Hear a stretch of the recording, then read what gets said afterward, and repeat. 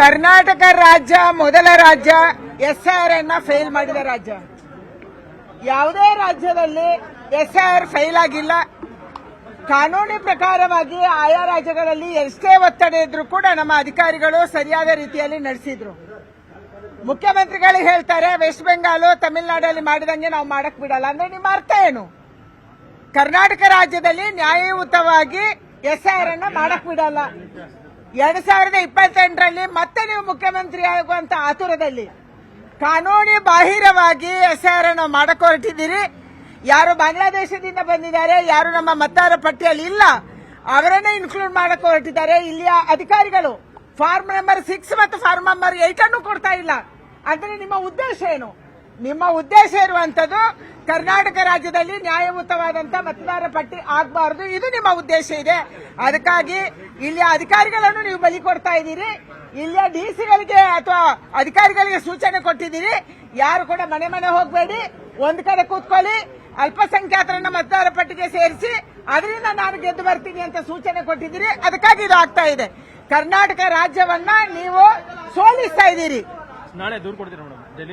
ನಾವು ಇವತ್ತು ಅಮ್ಮಕುಮಾರ್ ಅವರಿಗೆ ಕೊಟ್ಟಿದ್ದೀವಿ, ಕರ್ನಾಟಕದ ಸಿಒ ಕೊಟ್ಟಿದ್ದೀವಿ.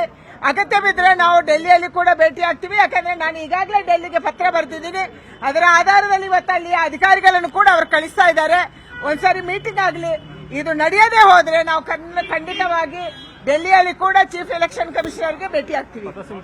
ಕರ್ನಾಟಕ ರಾಜ್ಯ ಮೊದಲ ರಾಜ್ಯ ಎಸ್ಐಆರ್ ಅನ್ನ ಫೇಲ್ ಮಾಡಿದ ರಾಜ್ಯ. ಯಾವುದೇ ರಾಜ್ಯದಲ್ಲಿ ಎಸ್ಐಆರ್ ಫೇಲ್ ಆಗಿಲ್ಲ. ಕಾನೂನಿ ಪ್ರಕಾರವಾಗಿ ಆಯಾ ರಾಜ್ಯಗಳಲ್ಲಿ ಎಷ್ಟೇ ಒತ್ತಡ ಇದ್ರೂ ಕೂಡ ನಮ್ಮ ಅಧಿಕಾರಿಗಳು ಸರಿಯಾದ ರೀತಿಯಲ್ಲಿ ನಡೆಸಿದ್ರು. ಮುಖ್ಯಮಂತ್ರಿಗಳಿಗೆ ಹೇಳ್ತಾರೆ ವೆಸ್ಟ್ ಬೆಂಗಾಲ್ ತಮಿಳುನಾಡಲ್ಲಿ ಮಾಡಿದಂಗೆ ನಾವು ಮಾಡಕ್ ಬಿಡಲ್ಲ ಅಂದ್ರೆ ನಿಮ್ಮ ಅರ್ಥ ಏನು? ಕರ್ನಾಟಕ ರಾಜ್ಯದಲ್ಲಿ ನ್ಯಾಯಯುತವಾಗಿ ಎಸ್ಐಆರ್ ಅನ್ನ ಮಾಡಕ್ ಬಿಡಲ್ಲ.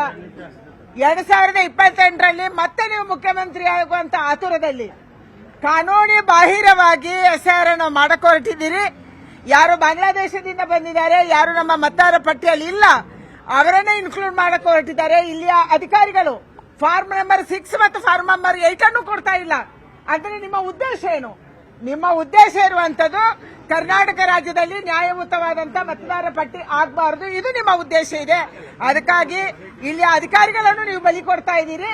ಇಲ್ಲಿಯ ಡಿಸಿಗಳಿಗೆ ಅಥವಾ ಅಧಿಕಾರಿಗಳಿಗೆ ಸೂಚನೆ ಕೊಟ್ಟಿದ್ದೀರಿ, ಯಾರು ಕೂಡ ಮನೆ ಮನೆ ಹೋಗಬೇಡಿ, ಒಂದ್ ಕಡೆ ಕೂತ್ಕೊಳ್ಳಿ, ಅಲ್ಪಸಂಖ್ಯಾತರನ್ನ ಮತದಾರ ಪಟ್ಟಿಗೆ ಸೇರಿಸಿ ಅದರಿಂದ ನಾನು ಗೆದ್ದು ಬರ್ತೀನಿ ಅಂತ ಸೂಚನೆ ಕೊಟ್ಟಿದ್ದೀರಿ. ಅದಕ್ಕಾಗಿ ಇದು ಆಗ್ತಾ ಇದೆ.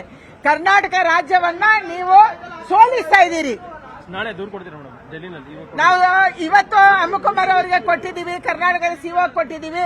ಅಗತ್ಯ ಬಿದ್ದರೆ ನಾವು ಡೆಲ್ಲಿಯಲ್ಲಿ ಕೂಡ ಭೇಟಿ ಆಗ್ತೀವಿ. ಯಾಕಂದ್ರೆ ನಾನು ಈಗಾಗಲೇ ಡೆಲ್ಲಿಗೆ ಪತ್ರ ಬರ್ತಿದ್ದೀನಿ. ಅದರ ಆಧಾರದಲ್ಲಿ ಇವತ್ತು ಅಲ್ಲಿ ಅಧಿಕಾರಿಗಳನ್ನು ಕೂಡ ಅವರು ಕಳಿಸ್ತಾ ಇದ್ದಾರೆ. ಒಂದ್ಸರಿ ಮೀಟಿಂಗ್ ಆಗಲಿ. ಇದು ನಡೆಯದೇ ಹೋದ್ರೆ ನಾವು ಖಂಡಿತವಾಗಿ ಡೆಲ್ಲಿಯಲ್ಲಿ ಕೂಡ ಚೀಫ್ ಎಲೆಕ್ಷನ್ ಕಮಿಷನರ್ಗೆ ಭೇಟಿ ಆಗ್ತೀವಿ. ನಿರ್ಭೀತ, ನಿಷ್ಪಕ್ಷಪಾತ, ವಿಶ್ವಾಸಾರ್ಹ ಸುದ್ದಿಗಳಿಗೆ ಮತ್ತೊಂದು ಹೆಸರಾಗಿರುವಂತ ನ್ಯೂಸ್ 18 ಕನ್ನಡ ಈಗ ಆಪ್ನಲ್ಲೂ ಲಭ್ಯವಿದೆ.